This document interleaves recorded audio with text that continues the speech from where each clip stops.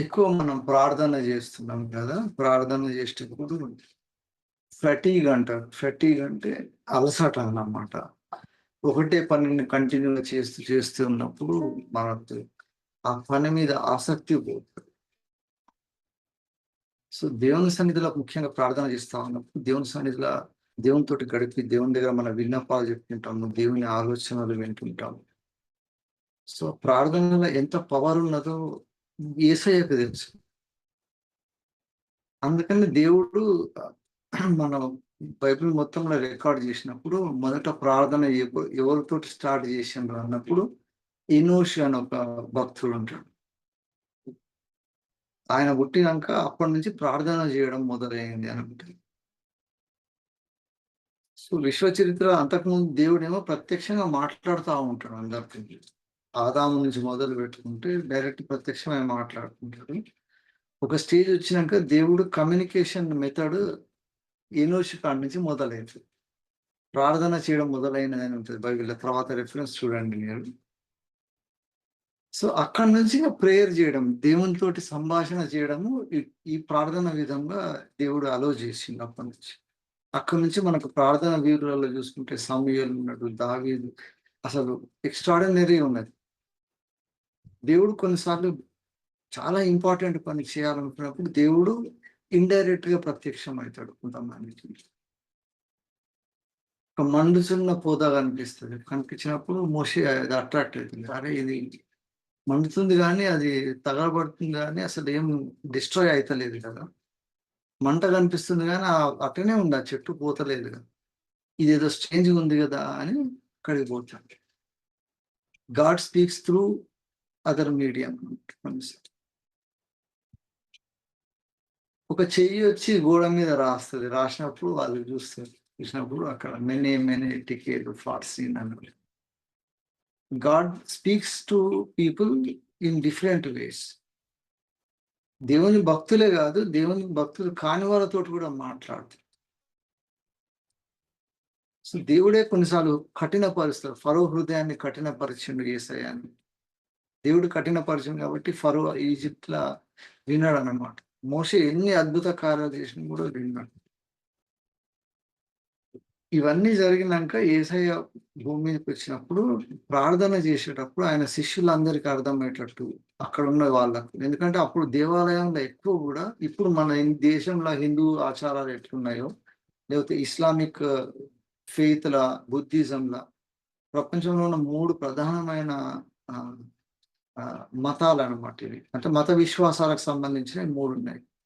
ఈ మూడిట్లో గూడా విధి విధానాల గురించి ఎక్కువ ఉంటది.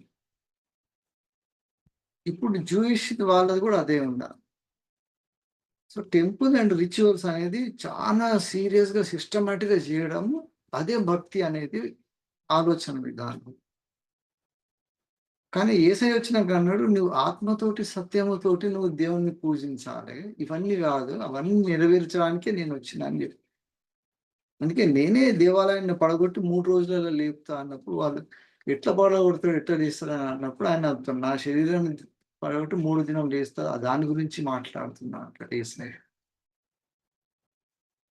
ఈ పరిస్థితులల్ల ఆయన శిష్యులతోటి మాట్లాడినప్పుడు నేను ఒక ఇంట్రెస్టింగ్ రికార్డ్ చేసిండ్రు. లూకా సువార్తలో 18వ అధ్యాయం ఉంది.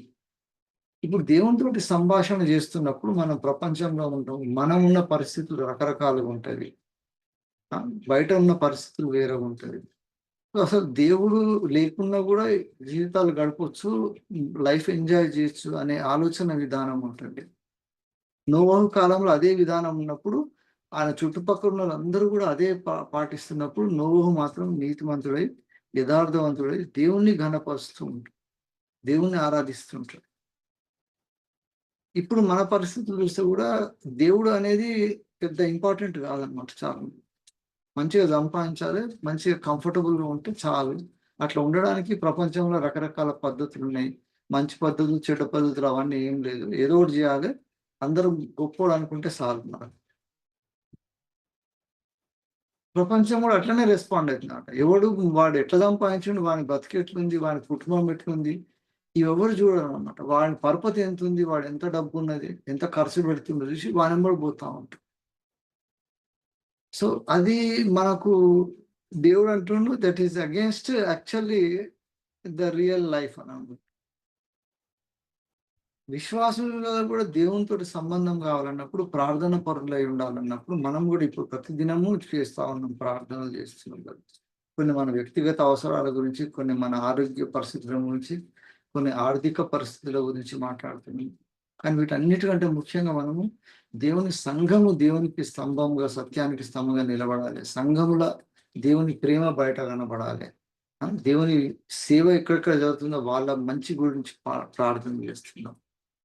మనము పర్సనల్‌గా మన బెనిఫిట్స్ అన్నిటిని పక్కకు పెట్టి, దేవునికి మహిమ కలగాలి అనే ఆలోచన విధానంలోకి మనం ఎదిగినప్పుడు, ఈ ప్రార్థన మన లోపల ఫలించినట్టు గుర్తది. ఎవడు ప్రార్థన పరుడైతాడో వాడు దేవుణ్ణి ఘనపరచగలుగుతాడు. లేకుండా ప్రార్థన చేయడం ఇంపాసిబుల్ అన్నమాట. ఎంత యాక్టింగ్ చేసినా ఒక పూట చేస్తాడు, ఒక రోజు చేస్తాడు, ఒక గంట చేస్తాడు గానీ, కంటిన్యూ‌గా చేసినప్పుడు దేవునితోటి వాని సంబంధము ఉన్నది అని ఎస్టాబ్లిష్ అయితది. అందుకనే యేసయ్య అంటున్నాడు, ఇండికేషన్ అది 18వ అధ్యాయంలో లూకా సువార్తలున్నది. వారు విసుగక నిత్యము ప్రార్థన చేయుచుండవలెననుటకు ఆయన వారితో ఈ ఉపమానము చెప్పిండు. వారు విసుగక నిత్యము ప్రార్థన చేయుచు ఉండవలెనని ఆయన వారితో ఈ ఉపమానం చెప్పింది.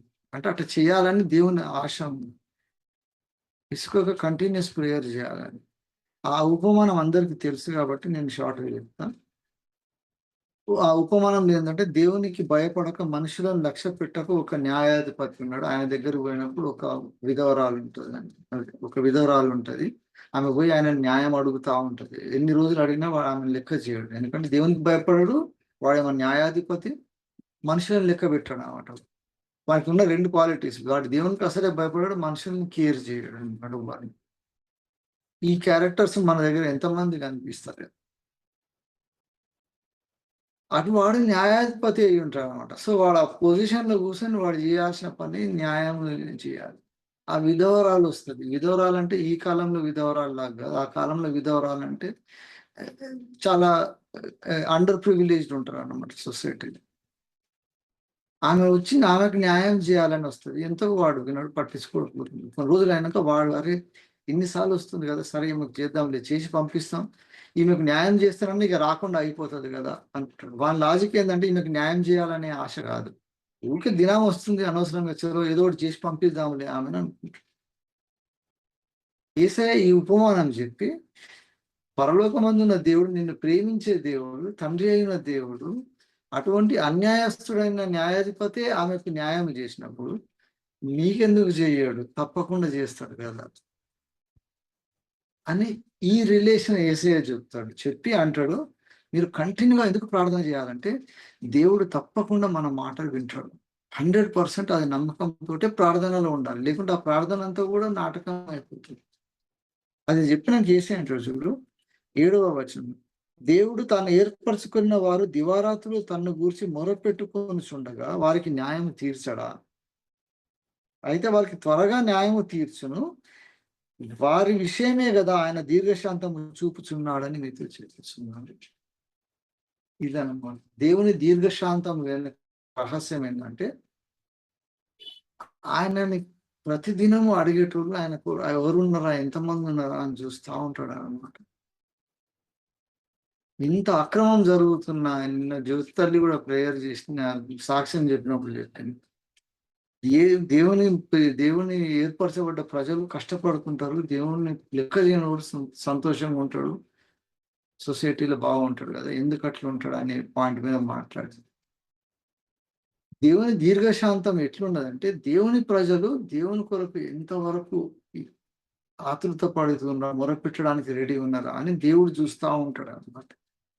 అందుకోసమే ఆయన దీర్ఘశాంతంతోటి చూస్తుంటాడన్నమాట. ఆయనకు తెలవక గాదు. నువ్వు చేసిన ఫస్ట్ ప్రేయర్ చేయంగానే దేవుడు అనుకుంటాడు, అరే!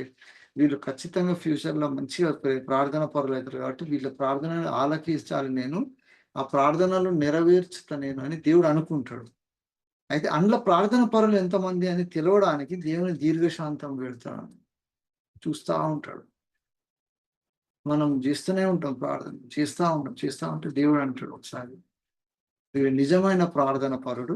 దేవునితోటి సంబంధం ఉండడమే వీనికి ముఖ్యం. మిగతా అన్నిటికంటే ముఖ్యం ప్రార్థననే ముఖ్యం అని వస్తుంది కదా అని దేవుడు అంటాడు. వీనికి నేను శాంక్షన్ చేయాల్సిందే ఖచ్చితంగా అని ఆ ప్రార్థనను మొరపెడతానంట. ఇది ఒక టెస్ట్ అన్నమాట. దేవుని సన్నిధిలో మనము దేవునితోటి హోప్ అంటారు కదా! దాంతోటి దేవుని సన్నిధిలో మొరపెట్టడం నేర్చుకో. అది సన్నగిల్లి పోనీ దేవుడు ఇయ్యడులే ఇక మన పద్ధతి మనం పోదామని పోయినామనుకో. దేవుడు అంటాడు, దేవుని దీర్ఘశాంతంకు మన మ్యాచ్ కాలేదనుకో. చపల చిత్తుడు అని తెలుగు భాషలో. వాని ఆలోచన ఎప్పుడు ఒక దగ్గర ఉండదు. అటు ఇటు తిరుగుతా ఉంటదనమాట. అదే కరెక్ట్ ఏకాగ్రత కలిగిన వాడంటే ఇక వాడు దాని మీదనే పెడతాడు. ఎటు డీవియేట్ కాడనమాట. ప్రార్థన చేసేటోళ్ళందరూ అట్లా ఉండాలంటుంది. ఈ 18వ అధ్యాయం లూకా సువార్తలో ప్రార్థనల గురించి 2 క్వాలిటీస్ నేర్పిండు. అది మనం డెవలప్ చేసుకోవడం మంచిది. ఈ మొదటనేమో ఈ అన్యాయస్తుడైన న్యాయాధిపతి ఒక విధవరాలిని ఎట్లా హ్యాండిల్ చేస్తాడు, అక్కడ దేవుడు ప్రార్థన పరులకు దీర్ఘశాంతము, దేవునికి దీర్ఘశాంతం ఏ విధంగా ఉన్నది. మన ప్రార్థనలకు ఖచ్చితంగా దేవుడు జవాబు చెప్తాడు. ఆయన సన్నిధిలో ప్రతి ఉదయం మనం చేసే ప్రతి ప్రార్థనని దేవుడు దీర్ఘశాంతంతో వెయిట్ చేస్తూ ఉంటాడు. చూస్తాడు చలో శాంక్షన్ అంటాడు. ప్రపంచంలో ఎవ్వరు ఎక్స్పెక్ట్ చేయని గొప్ప కార్యాలు జరుగుతుంటాయి. మనం ఇక్కడ ఉన్నాం కానీ అక్కడ ఒక 3 లక్షల మంది యుద్ధం చేసేటోళ్ళు యుద్ధం ఆపేస్తారు సడన్ గా. ఇక్కడ మనం దీర్ఘశాంతంతో ప్రార్థన చేస్తుంటే దేవుడు అంటాడు సెలవు ఆపని. ఆడ ఎవడు యుద్ధం చేస్తుండో వాడిని ఆపేస్తాడు. ఎట్లా ఆపిండని దేవుని ఎవరన్నా అడిగితే, నా ప్రజలు ఇక్కడ ప్రార్థన చేస్తున్నారు, ఎంతో కాలం నుంచి చేస్తా ఉన్నారు కాబట్టి నేను వెయిట్ చేసి చూసిన ఒకసారిగా నేను సరే తప్పకుండా నాకు మాట ఎంత ప్రార్థన చేస్తున్నావు, విసుగక నిత్యం ప్రార్థన చేస్తున్నావు కదా అని ఆ ప్రార్థనలు మొరపెడు. దేవుడు చేసే ఇంకొక యాక్టివిటీ ఏంటంటే దాని తర్వాత ఉంటుంది 9వ వచనం నుంచి ఉంటుంది 17వ వచనం వరకు ఉంటుంది. దీంట్లో ఏమంటుండంటే ప్రార్థన చేయడానికి ఇద్దరు వస్తారంట. తామే నీతిమంతులమని తమ్మును తాము ఇతరులను తృణీకరించు కొందరితో ఆయన ఈ ఉపమానం చెప్పాను. నిరంతరం విసుగక ప్రార్థన చేయాలని ఒక ఉపమానం చెప్పిండు. తర్వాత తామే నీతిమంతం అని అనుకున్న వాళ్ళని తృణీకరించడానికి కొంతమందితోటి ఈ ఉపమానం చెప్పారు. ఆ ఉపమానం కూడా కరెక్ట్ ఉంటుంది. దాంట్లో ఏమంటుందంటే ఒకడు దేవుని సన్నిధులకు వస్తాడు, బాబు వచ్చి దేవుని ప్రార్థన చేస్తుంటాడు. దేవునికి ప్రార్థన చేయడం కాకుండా వాని బయోడేట్ అంతా చెప్తుంటాడు. నేను ఇంత చేసిన దశమ భాగం ఇచ్చిన బీదలను చేసిన వాడు మొత్తం వాని గొప్పతనం అంతా దేవుని ముందర చెప్పుకుంటుంటాడు. ఇటువంటి ప్రార్థనలు మనం సంఘాలలో కూడా చూస్తాం చాలా మంది. కొన్నిసార్లు మనము కూడా ప్రార్థనలో దేవునితో ఎక్కువ సన్నిహితం కలిగినప్పుడు ఈ ఆలోచన మనకు కూడా వస్తుంది. అక్కడ ఇద్దరు ఉంటారు. ఒకడేమో వాడు ఇటువంటి పని చేస్తుంటాడు, వాని పక్కనే ఇంకొకడు సుంకర్ అయి ఉంటాడు. వాడు దేవుడా నన్ను కరుణించని వాడు విలపిస్తుంటాడు దేవుని సన్నిధిలో. అప్పుడు దేవుడు అంటాడు వాని ప్రార్థన వినలేదు, వీని ప్రార్థననే వింటున్నా నేను. ఎందుకంటే దేవుడు మన హృదయాలు చూస్తుంటాడు అన్నమాట. మన హృదయంలో దేవుని కోసం ఏ విధంగా మనం అందుకనే ఆత్మతోటి సత్యంతోటి దేవునితోటి లింకప్ అయి ఉన్నప్పుడు దేవుడు ఎందుకు అంత దీర్ఘశాంతము చూపిస్తున్నాడు. ఎంతో మంది అక్రమాలు చేస్తా ఉంటే దేవుడు ఇంకా చూస్తుంది. కొంతమంది క్రైస్తవ్యంలో ఉండి ఆల్మోస్ట్ 70-80 సంవత్సరాల దాకా బ్రతికి ఉంటారు, కానీ వాళ్ళకు దేవుని భయం ఉండదు, దేవునితోటి ఉన్న పవిత్రత ఉండాలనే ఆశ ఉండదు. జస్ట్ ఏ విధంగా ఉన్నారంటే దేవుని దగ్గర సన్నిధిలో గడపాలని పెద్దలు చాలా పెద్దోళ్ళ ఉంటారు చూడ్డానికి. కొంతమంది సేవలనే ఉంటారు కానీ వాళ్ళ ప్రార్థన జీవితం మరి ఇవాళ రేపు అయితే ఈ చాట్ జీపీటీ వచ్చింది, ఇంటర్నెట్ వచ్చింది, గూగుల్ చేసుకొని ప్రతి ఒక్కడు వాక్యం చెప్పడానికి ఎక్స్పర్ట్స్ అయిపోయింది. వాని లోపల మార్పు రావాలి కదా, నేను దేవుని పక్షాన దేవునిలాగా ఉండాలి కదా, న్యాయంగా నేను ఏమైనా చేయాలి కదా అనేది పోయిందా. Everybody is talking everything. అప్పుడు దేవుడు అంటున్నాడు వాడ మూలుగుతా ఉంటాడు కూర్చొని, పాపిన దేవా నేను అసలు నన్ను కరుణించి నీ సన్నిధిలో ఉండడానికి అర్హుణ్ణి కాదు అని దేవుని సన్నిధిలో ప్రార్థన చేస్తుంటే దేవుడు అంటాడు ఐఎమ్ యాక్సెప్టింగ్ దిస్ ప్రేయర్ అంటాడు. సో మనకి ఇప్పుడు ఈ ఉదయకాలంలో దేవుడు ఇచ్చిన కొద్ది ఆలోచనలు ఏంటంటే మనం విసుగక నిత్యము ప్రార్థన చేయడం దేవుని చిత్తం. దేవుని దీర్ఘశాంతానికి మన ప్రార్థనలు లింక్ అయి ఉన్నాయి. దేవుడు అదే చూస్తా ఉంటాడు గానీ, మనకు ఓపిక లేకుండా మనం దారి తప్పిపోయినామనుకో, అప్పుడు దేవుడు మనతోటి కమ్యూనికేట్ చేసి, దేవుడు ఏమేమి చెప్పాలనుకుంటాడో అది చెప్పలేము. ఆ కమ్యూనికేషన్ ఎంత పవర్‌ఫుల్ అంటే, రాబోయేది, జరగబోయేవి గూడా నోరుతోటి చెప్తా ఉంటారంట. దేవుడు అంత పవర్‌ఫుల్‌గా ఉన్నాడు. జరగబోయేవి అన్నీ గూడా మనం నోరుతోటి చెప్పగలుగుతాము. చెప్పంగానే జరుగుతుంటది. దేవుని ఆలోచనలు మనం నోట్ల నుంచి వచ్చే మాట 2 కలుస్తదనమాట. ఈ ప్రార్థనలకున్న పవర్ అదనమాట. ఒక దయ్యాన్ని చూసి ఎళ్ళిపో అని అంటే, దయ్యం ఎట్లా ఎళ్ళిపోతది? మనం అంటుంటాము, దేవుడు ఇంప్లిమెంట్ చేస్తుంటాడు. అందుకనే కొన్నిసార్లు ఆయన శిష్యులొచ్చినప్పుడు, "నువ్వు చెప్పినట్టు మేము ట్రై చేసినాం గానీ, దయ్యాలు ఎంతకు పోతలేవు, మొండికేస్తున్నాయి అసలు. మేము వాటిని డిఫీట్ చేయలేము, వాటిని శాసించలేకపోతున్నాం గదా!" అని యేసయ్యనంటే, అప్పుడు యేసయ్య అంటాడు, "స్టాప్ చేయండి మీరు. ఫస్ట్ పోయి ఉపవాస ప్రార్థన చేయండి." ఎందుకంటే ఉపవాస ప్రార్థన చేయడం వల్ల ప్రార్థనల బలము పెరుగుతది. దేవునితోటి సంబంధం ఎక్కువైతది. అప్పుడే మీరు ఆ దయ్యాలను ఎల్లగొట్టగలరు అన్నట్టు. ప్రార్థనలకున్న బలము మనకు ఈజీగా తెచ్చు. మనం వచ్చే రోగాలను ఎలగొట్టొచ్చు. మనకున్న వ్యాధులను ఎలగొట్టొచ్చు. ప్రపంచంలో ఉన్న అధికారులను శాసించొచ్చు. మనం పోయి ఉత్త నోరు మాటతోటి మాట్లాడతాం. "సార్ ఏమైతుంది? నాకేం ప్రాబ్లమ్ అయితుంది. మీరు ఎందుకు చేస్తలేరు?" అని అడిగితే, వాడు అధికారి అయ్యుండి కూడా వాడు మనం ఏది చెప్తామో అది విని పనులు చేస్తాడు. ఆ పవర్ ఏడికెళ్ళొస్తది? మనం సొంత తెలివా? దేవుని భయముతోటి మనం దేవుని పక్షాన నిలబడి మాట్లాడినప్పుడు, న్యాయస్థుడు కాదు, అన్యాయస్తుడైన అధికారి అయినా కూడా మనం పోయి మాట్లాడినప్పుడు వాళ్ళు ఎందుకో గాని వాడు చెప్తే విని శాంక్షన్ చేసినా అండి అని అంటది. ఎన్ని సాక్ష్యాలున్నాయో అట్లా. ఒక జడ్జి కాడ పోయి నిలబడ్డప్పుడు మనము ఒక 2 నిమిషాల కంటే ఎక్కువ టైం ఇయ్యరు. ఎంబడి తీసి ఇంకొక కేసు మళ్ళా నెక్స్ట్ టైమ్ పిలుస్తూనే ఉంటాడు. అక్కడ పోయి మాట్లాడిన ఆ ఒక 2 నిమిషాల కొరకు దినమంతా గడపాల్సొస్తుంది. ఎప్పుడో 4, 5 గంటలకు పిలుస్తారు. పిలిచినప్పుడు ఎంబడి పోయి మనం జెప్పాలి. ఆ నోట్ల నుంచి వచ్చే మాటకు వాడు వింటాడు. ఎట్లా వింటాడంటే ప్రార్థనా శక్తి అది. మనకంటే ఎక్కువ చదువుకున్నోళ్ళు 20, 30 సంవత్సరాల నుంచి మేధావులైన అడ్వకేట్స్ వాళ్ళు గూడా మాట్లాడొచ్చు చెప్పలేని పని. అప్పుడు మనం చెప్తుంటే అయితుంది. ఏమోనండి ఆ టైంలో జడ్జి భలే విన్నారు మీరు చెప్పినట్టు అని. ఎంతమంది అంటారు అంటే సాక్ష్యం. మన నోటి మాటకు దేవుడు అక్కడి నుంచి ఆమేన్ అంటాడు. ఇది ఎప్పుడు కలుగుతదంటే, మనం విసుగక నిత్యము ప్రార్థన చేయాలి. తర్వాత ఆ సుంకరి వలె ప్రార్థన చేయాలి. యథార్థ హృదయంతోటి దేవుని సన్నిధిలో వచ్చి మనం దేవుడిని అడిగినప్పుడు, దేవుడు అంటాడు, "నా చిత్తము పరలోకమందు నెరవేర్చినట్టు భూమి మీద నెరవేరాలి" అంటే ఎట్లా నెరవేరుతదంటే, ఆయన భక్తులు పోయి భూమి మీద ఏ మాట అంటారో ఆ మాట దేవుడు పైనుంచి ఆమేన్ అంటాడు. అది అయిపోతది. అందుకే దేవుని చిత్త ప్రకారమైన ప్రార్థన చేయడానికి ఈ ప్రార్థన ప్రతి ఉదయం దేవునితో ట్యూన్ అయితా ఉంటే దేవుని ఆలోచనలు, మన ఆలోచనలు ఒకటే అయిపోతూనే ఉంటాయి. మనం ఇంతకుముందు ఇప్పుడు లేదు గానీ, ఇప్పుడు మొబైల్ ఫోన్‌లల్ల సిగ్నల్స్ పోయి మళ్ళొస్తున్నాయి గానీ, పాతకాలంలో రేడియోలు ఉంటుండే. రేడియో పెట్టి ఏ ఈ బ్యాండ్ విడ్త్‌లో ఏ పాట రావాలి, లేకపోతే ఆ వార్తలు రావాలంటే ఒక దగ్గరకు పోవాలి. పోయి అది కనెక్ట్ అయినప్పుడే అది వినిపిస్తది. లేకుంటే మొత్తం గోల గోల అయితుంటది. ఈ కాలం వాళ్ళకి రేడియో తెలవదు గానీ, రేడియో ఉన్నప్పుడు ప్రతి ఛానెల్‌లో ఒకటి ఉంటుండే అక్కడ పోయి కరెక్ట్ దానికి ట్యూన్ అయితేనే వినిపిస్తది. లేకుంటే రాదసలు. ఇప్పుడు దేవుని సన్నిధిలో మనం గూడా ట్యూన్ అయితా ఉండాలి. కరెక్ట్ ట్యూన్ అయినప్పుడే వస్తదది. లేకుంటే టవర్ అవతల ఉన్నాడు. నాట్ కమ్యూనికేట్ అని ఇయాల రేపు కొన్నిసార్లు ఇస్తున్నాయి అట్లయితే.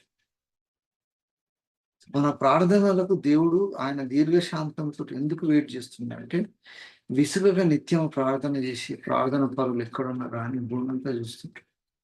ఎందుకు చూస్తుంటాడు దేవుడంటే, వాళ్ళతోటి నేను నా చిత్తాన్ని నెరవేరుస్తా భూమి మీద. కాబట్టి ఈ ప్రార్థన పరుల ద్వారా నా చిత్తము బయటకి తీసుకొస్తాను. అందుకని మన మేధావితనం గాని, మనమున్న గొప్పతనం గాకుండా, ప్రతి ఉదయం మనం దేవుని సన్నిధిలో కూర్చొని, దేవా మా కుటుంబాల గురించి, మా సంఘాల గురించి, మా కాపురుల గురించి నువ్వు ఇట్లా చేయాలని మనము విసుగక నిత్యం ప్రార్థన చేస్తుంటే, దేవుడు అక్కడి నుంచి అంటాడు, "నీ గుంపు కరెక్ట్ చేస్తున్నారు. నా చిత్తం నెరవేరుస్తుందని." మన దగ్గర చాలా అల్పులైన నేను సాక్ష్యం చెప్తాను నార్త్ ఇండియాలో భయంకరమైన ఆహ్, విగ్రహారాధన దేవునికి వ్యతిరేకంగా ఎంత ఉండాలో అంత ఉన్న ప్రదేశంలో అప్పుడప్పుడే ఒక 1 ఇయరే దేవుని రక్షణలోకి వచ్చిన వాళ్ళు అక్కడ పోయి దేవుని పక్షాన్ని నిలబడతారు. వాళ్ళకి బైబిల్ మొత్తం కూడా అసలు 66 పుస్తకాలు ఏమో నోటికి చెప్పలేదు అసలు. బైబిల్ ఎక్కడ చెప్పలేదు, బైబిల్ నాలెడ్జ్ లేదు, కానీ దేవుణ్ణి నమ్మి యేసయ్య రక్షణ అనుభవం పొందిండ్రు.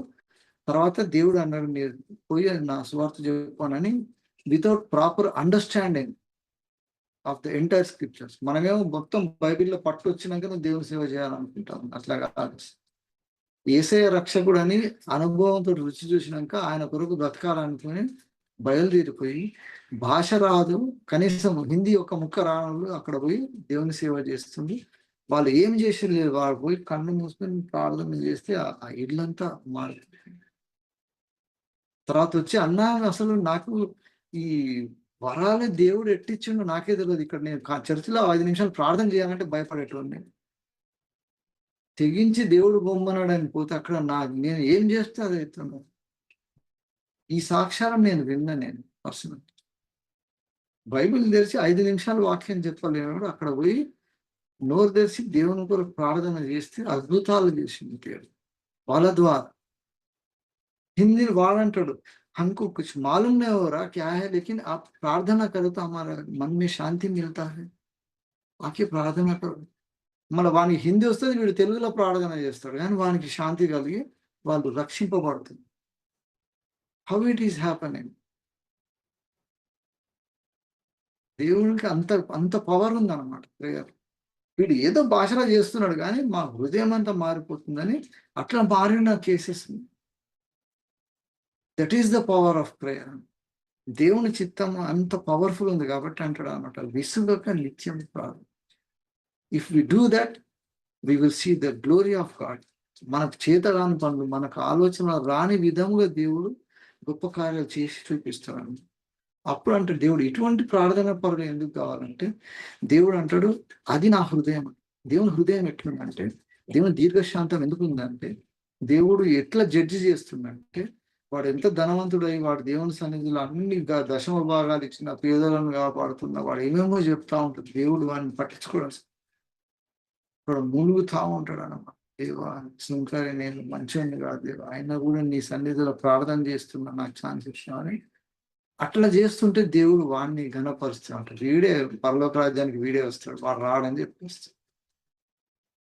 సో దేవుని ఆలోచన విధానము మన ఆలోచన విధానము ప్రార్థనలతోటి అనుసంధానమైనప్పుడు దేవుని గొప్ప కార్యాలు మన ద్వారా దేవుడు ఈ భూమి మీద చేస్తాడు.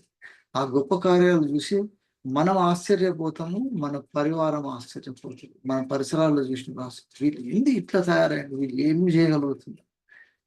సో ఇటువంటి ఛాలెంజెస్ అన్నిటిని కూడా మనం మోకాళ్ళ దేవుని సన్నిధిలో సమయం గడిపి మనం అడిగినప్పుడు we will be the wisest and powerful people. ఇది ఎడ్యుకేషన్ విషయం కూడా చెప్తున్నాం. మనకు జ్ఞానం లేదని కాదు, దేవుని సన్నిధిలో కూర్చొని దేవా నాకు ఈ విషయంలో నాకు కావాల్సిన జ్ఞానం అనుగ్రహించాలని అడిగితే దేవుడు అంటాడు ఇట్ ఈస్ గ్రాంటెడ్.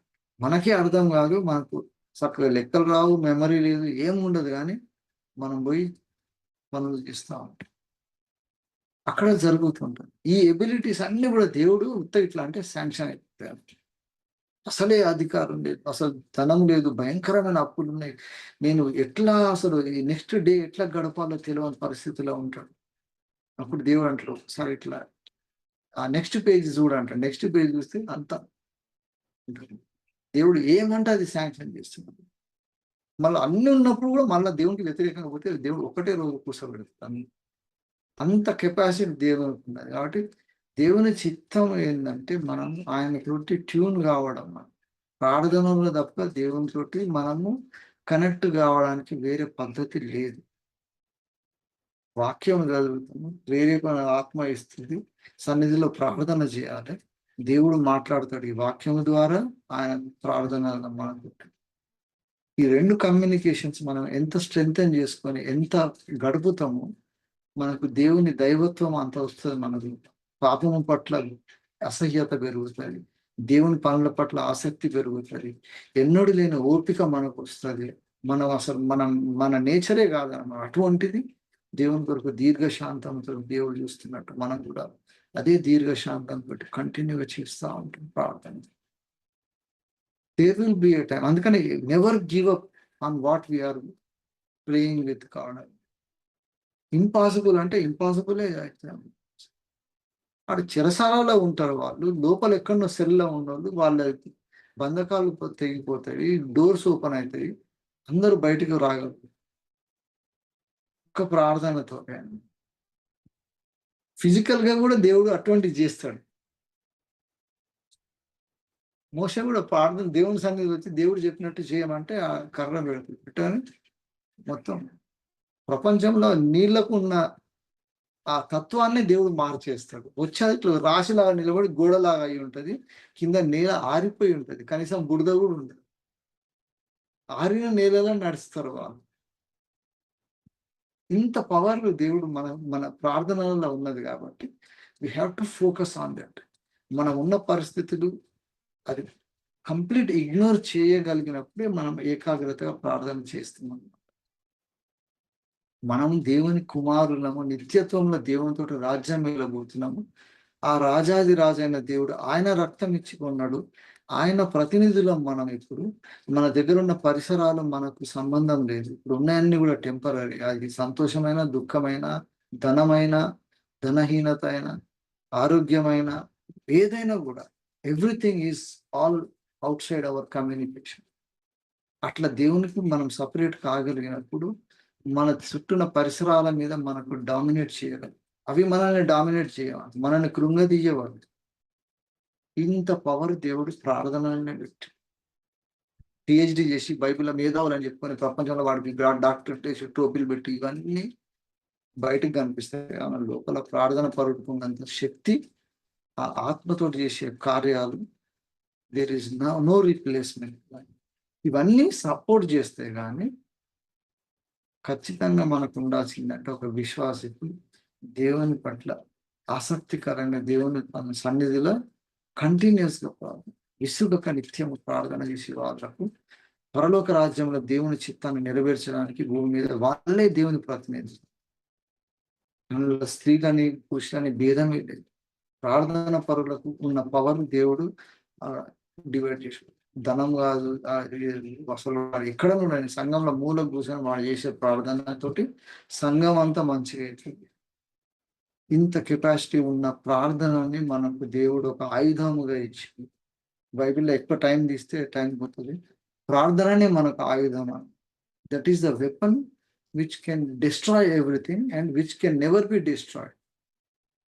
ఐసీయూలో పడి ఇట్లా పడి జ్యోతల్లి ప్రార్థన చెప్తుంది కదా, ప్రార్థనని ఆపడానికి ఏది లేదన్నమాట. ఈ ప్రపంచంలో ఎవడు ఎన్ని అన్నా చేయొచ్చు, కానీ మనం దేవునితో ప్రార్థన చేస్తుంటే దాన్ని ఆపగలుగుతాడు ఎవడా? అందుకే దేవుడు అదొక్క మీడియం పెట్టినాడు, దాన్ని ఎవడు ఆపలేదు. మన ప్రాణం పోతే తప్ప మనం ప్రార్థన చేయకుండా ఎవడు ఆపలేడు మనం. కాబట్టి మనం ఆ ప్రార్థనతోటి విసుగగా నిత్యం ప్రార్థన చేసినప్పుడు దేవుని గొప్ప కార్యాలు చేయగలుగుతాము. రేపు దేవుని సన్నిధిలో ఉన్నప్పుడు కామన్ అనిపిస్తాడు, పోగానే దేవుడు అనిపిస్తుంటాడు, పరిశుద్ధత పెరుగుతుంది, అవన్నీ అవుతుంటాయి. దేవుని తత్వం మన లోపలికి రావాలంటే ఖచ్చితంగా మనము ప్రార్థన పరులమై ఉండాలి. ఈ రెండు ఆస్పెక్ట్స్ ఉన్నాయి. కంటిన్యూస్ గా ప్రార్థన చేస్తుండాలి, తర్వాత ఆత్మతోటి ప్రార్థన చేయాలి, యథార్థమైన ప్రార్థన చేయాలి. ఈ రెండు ప్రార్థనలు దేవుడు అక్కడ ఎందుకు ఎగ్జాంపుల్ చెప్పింది యేసయ్య, రెండు ఉపమానాలు. ఎందుకంటే ఈ ప్రార్థనలో ఈ రెండు డైమెన్షన్స్ కలిసినప్పుడే దేవుడు యాక్సెప్ట్ చేసే ప్రార్థన ఉంటుంది. విసుగక నిత్యం ప్రార్థన చేయాలి, యథార్థవంతుల ప్రార్థన. అందుకనే యథార్థవంతుల ప్రార్థన బహుబలమైనది ఎందుకు బైబిల్లో రాసిందంటే, అట్లా ప్రార్థన చేసినప్పుడు దేవుడు అంటే 3 సంవత్సరాలు వర్షం రావద్దు అని అంటే, 3 సంవత్సరాలు వర్షం ఆపేస్తుంది దేవుడు. ఎందుకంటే యథార్థవంతుల ప్రార్థన. అందుకని మోషే మన వంటి మనుషుడే, కానీ ఆయన ప్రార్థన చేసినప్పుడు దేవుడు గొప్ప కార్యాలు చేశాడు. We are like the same people. అందుకని మన కాన్ఫిడెన్స్ లో, మన జీవితాలలో, తర్వాత మన దేశంలో, మన ప్రపంచంలో ఇప్పుడు దేవునికి చిత్తం నెరవేరాలని ఎవరెవరు ప్రార్థన చేస్తున్నారు, వాళ్ళందరూ కూడా నిజమైన దేవుని ప్రతినిధులు. అటువంటి గుంపులో మనము కూడా ఉండడానికి ప్రయత్నం చేస్తున్నాము. వచ్చిన ప్రతి ఒక్కరం కూడా వీఆర్ ఆల్ ప్రివిలేజ్డ్ అన్నమాట. ఈ ఒక్క గంట కొరకే ఈ దినమంతా ఏమైనా కానీ ఇది సో ఇంపార్టెంట్. అందుకనే హోలీ అవర్ అని మనం ఎందుకు అంటున్నామంటే, అంత పవిత్రమైన లింక్ మనకు దేవునితోటి ప్రతి ఉదయం కలుగుతుంది. Let us be encouraged to continually steadfastly spend time in prayer with God. అది చేసినప్పుడు ఇంటెన్సిటీ పెరిగిపోతాం. ట్యూనింగ్ చేసినప్పుడు ఫస్ట్ ప్రార్థన చేస్తుంటే ఎంత పట్టు మైండ్ అంతా ఎట్లటో తీసుకోబోతుంటుంది. ప్రాబ్లమ్స్ వస్తుంటాయి, ఏమేమో రకరకాలు వచ్చి సైతాన్ గడ ప్రార్థన వీడు మీ విసుగక ప్రార్థన చేసేటట్టు ఏకాగ్రతతో ప్రార్థన చేయకుండా ఉండడానికి దేవుడు ఎన్నో పెడతాడు. కుటుంబ సమస్యలు ఉండొచ్చు, ఆర్థికంగా ఉండొచ్చు, రకరకాలవి పెడతాడు. కొన్ని రోజులు అయినాక మనం పర్ఫెక్ట్ అయిపోయినట్లు ఒక దీపం పెట్టినప్పుడు గాలి వచ్చినప్పుడు అది అటు ఇటు తిరుగుతూ ఉంటుంది కదా, కదులుతూ ఉంటుంది. కానీ మొత్తం అన్ని స్టాప్ అయిపోయినప్పుడు దీపం స్టడీగా ఉంటుంది. అట్లా మన ప్రార్థన చేస్తుంటే మన మనసు కూడా ఫస్ట్ ఇవన్నీ చెదరగొడతా ఉంటాయి. మన ప్రార్థన ఏకీభవించకుండా ట్రై చేస్తూ ఉంటాయి. మనం ఎంత అలవాటు పడిపోతాం అంటే బయట తుఫాన్ వస్తుంటది కానీ మనం దీపం కదలదని. తుఫాన్ వచ్చి అంత గాలి కొడుతున్నా కూడా మన ప్రార్థన ధూపము ఇంచు కూడా డివియేట్ కాకుండా దేవునికి డైరెక్ట్ పోయే అంత మెచ్యూరిటీ మన ప్రేయర్ వస్తుంది. ఇట్లా కూర్చుంటే స్విచ్ ఆన్ చేసిన దేవునితో ఎంబడి స్టార్ట్ అయితేనే ఉంటుంది. దేవుడు మాట్లాడుతుంటాడు, వింటుంటాం, మనం మాట్లాడుతాం, దేవుడు వింటుంటాడు. That is how we connect with God. That is a powerful prayer. అటువంటి ప్రార్థన పరులు, ప్రార్థన వీరులందరూ, ప్రార్థన వీర వనితలు, I can say my sisters, ఇట్లా చేస్తుండబట్టి మనం దేవుడు గొప్ప కార్యాలు చేస్తున్నాడు. Let us be encourage to continuously pray for God. దేవుని సన్నిధిలో ప్రార్థనలు గడపడానికంటే గొప్ప ఆధిక్యత ఇంకా ఏది లేదు. కాబట్టి మనము ధన్యులమైనము దేవుని సన్నిధిలో అట్లా దొరికింది అవకాశం అని ప్రతిదినము దేవునికి కృతజ్ఞత హృదయంతో ప్రార్థన చేద్దాము. దేవుడిచ్చిన కొద్ది ఆలోచన దేవునికి మహిమ కలుగుతాయి.